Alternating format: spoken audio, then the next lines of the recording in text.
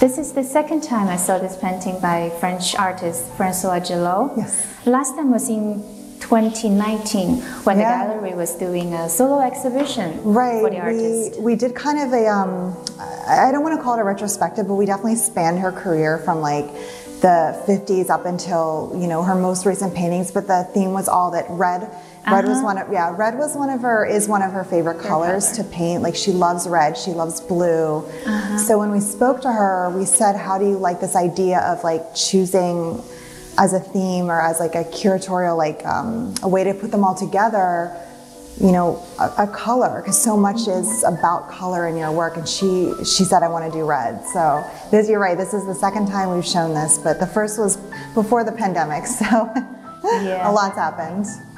And I know earlier this year, her painting Paloma a la Guitare sold for $1.3 million at Sotheby's. Just under £1 million. It was Sotheby's, Sotheby's in London. It was auction geared just toward women artists. The work was amazing, but I don't think anyone really expected that. It was incredible, and it really kind of, in my opinion, you know, she's had a very good trajectory over the last few years, but that just kind of pushed her into another category. Yeah, I believe that was like 7 times more than what was expected. It was pretty amazing. Yeah, and she just turned 100. Yeah, about a week ago. Month. Yeah, this like 5 or 6 days ago. Yeah, and Christie's in Hong Kong is staging a solo exhibition at the Hong Kong Convention and Exhibition Center to mark her birthday.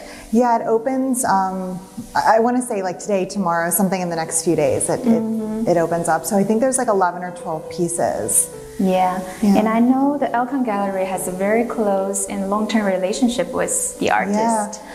It's been great. Dorothea Elkon, who obviously the owner of the gallery, she has been friends with Françoise for longer than they want to say.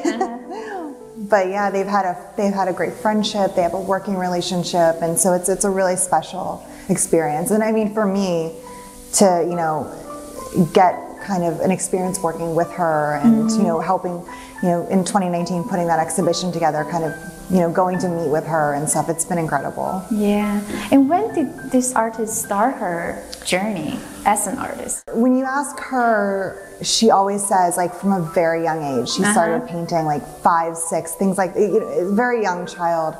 She just always had that passion. And even though she was in school, she studied law, things like that, she always, like, her passion and her goal was to be an artist. Yeah, and this painting in front of us is one of her early works.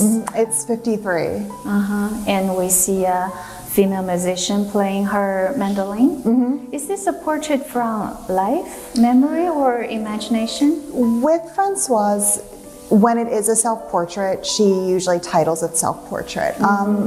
Very rarely does she paint a portrait of someone else with them like sitting in front of her. So this could have very well been a memory of it at some point. It could have been a friend. I don't want to say it is her or isn't her.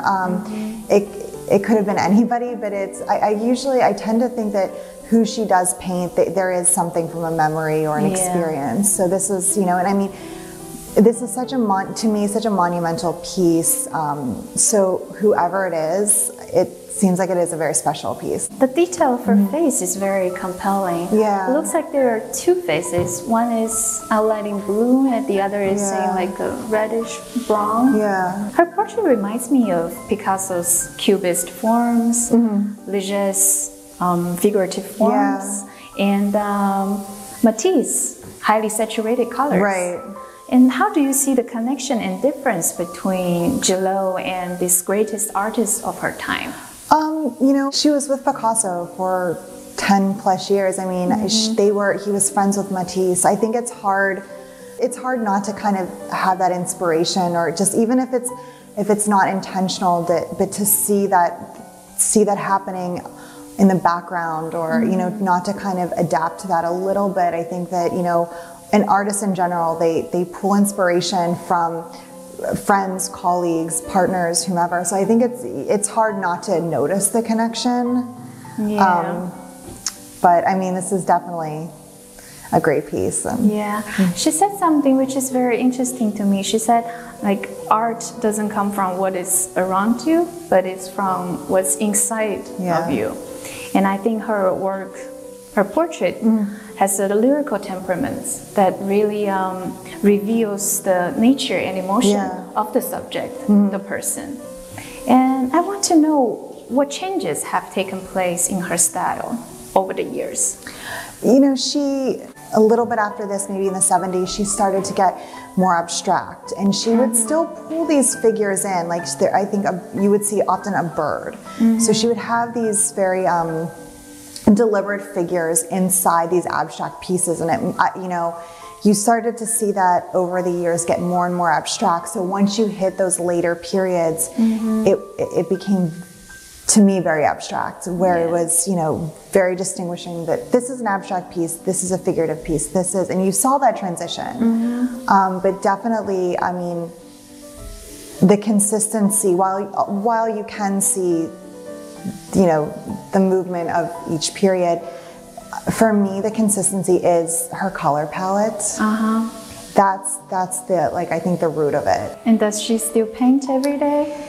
She's 100. I don't know if she paints every day, but she definitely believes in being creative in some way or another, whether it's like reading, writing, all of those things are really important to her. And I think her idea is to really, keep your mind going.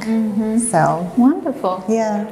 So if you're in New York, you should definitely come to the Elkon Gallery and see this work of art in person, and to explore the current exhibition, Women Artists 1950 to Now. Yes. And this show will be on view through? It'll be up until January 14th. And we have, Cecily Brown, McLean Thomas, Vicky Colombe, Carl Walker, Agnes Martin, Carla Cardi. The list, we're really fortunate to have the group of artists that we have, so.